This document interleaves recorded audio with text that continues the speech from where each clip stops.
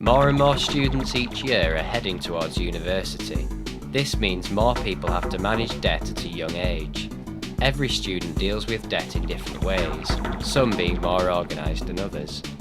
Suits and Cases will look into the life of Lee Barnes and how he managed to rank up £60,000 of debt from going to university.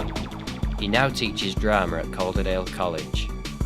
When we visited Lee, he was in the process of recording some work to send to BBC Radio 4.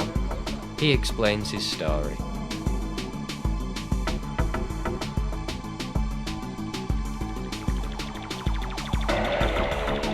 Went to university in Preston, and I was finding it quite hard at first to manage my student finance. So, because I lived in a really nice house as well, and I started out with a job in Yates's. It's the only problem, I didn't live in student digs, which is what I should have done. If I'd gone and done it again, I would have done it. I started running out of money fast, my student loan went, so I decided to get another student account. So it just started escalating and I was just spending. I remember spending 120 quid on a skateboard. I went to Amsterdam by myself for a couple of days. Sam Priest is in charge of student finance at Huddersfield University.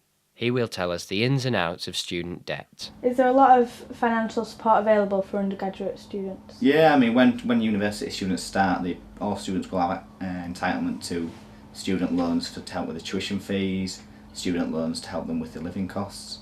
Depending on the income of the household that they've come from, there may be an entitlement to non-repayable grants which come from the government. We asked students at Huddersfield University if they thought they had enough advice when it came to their finance.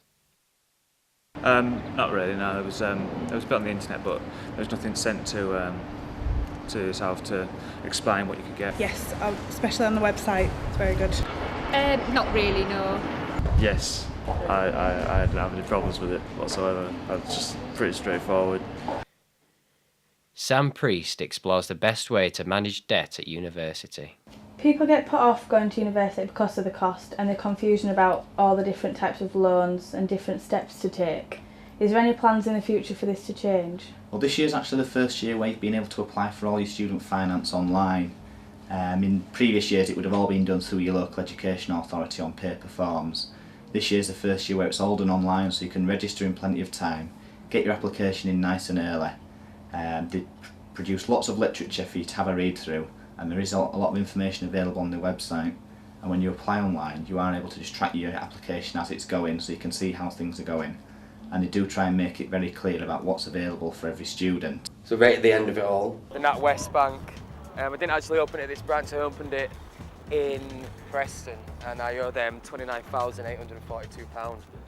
I started getting cash back at a local spa in Preston.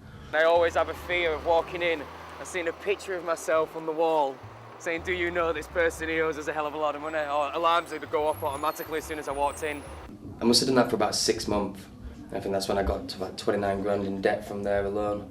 And then with Royal Bank of Scotland, it was one of the first bank accounts I opened about 5 years ago. And I owe them about 7 grand. Then I went down to a place called Roper Hall in Preston. Tried it there, and he said it's been declined and retained. So I've got to retain it. And I'd also advise all students to maybe look at working part-time while they're studying, maybe 10, 12 hours a week. I'd never advise a student to work so much that it interferes with their studies, because that defeats the object of coming to university. But if maybe you can work 10 or 12 hours a week, it'll certainly help you with your financial situation. We asked if students thought working part-time helped while studying at university. Oh, definitely. I'd be dead without one. Definitely, yeah. Definitely, yeah. I wouldn't have really been able to survive without it. Definitely, especially just for work ethic, so that when you leave university, you know what to do about jobs and employment and such. I was falling asleep in class, and I had a lot of work on, and I couldn't manage my party lifestyle and work at the same time. So I gave that up. So I came back to Halifax. Worked as a plumber for a while. Then just started, I got a phone call from Calderdale College asking me to go back.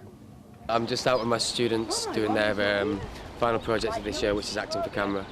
And they've all wrote a script, and this is the third day of this one. I think I've got another one tomorrow, and then they're all going to edit it and things like that. In my first year at university, the second time round, I wrote a play which was called Life is Crisp, but so is money. So here I am, at uni all by myself, and I want to go out spending with my newfound wealth. Which is a 20-minute performance on me and my student Dan. In my home shitty town, I was skint and broke, but just look at me now. I can afford beer, clothes, and a nice, healthy smoke. So I decided that I wanted to get this show on the road. Could take it around all the universities in the country. I could earn quite a bit of money. I've got to pay it all back. This money is not mine. I got a phone call from Hard Cash Productions, and they said that they've been commissioned by BBC 3 to do like a season on student debt or debts in general, and we've been given a story, and we've had like loads of people, like researchers, go out and we found your story, and would you fancy doing a documentary on it?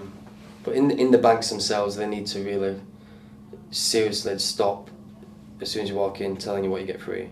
They need to sit you down and talk to you first properly about it, and they need to have more checks in order so that you can't get more than one student overdraft. And if you're talking to a plastic phone and plastic keyboard and you get a piece of plastic and the money's plastic, nothing really seems that real about it.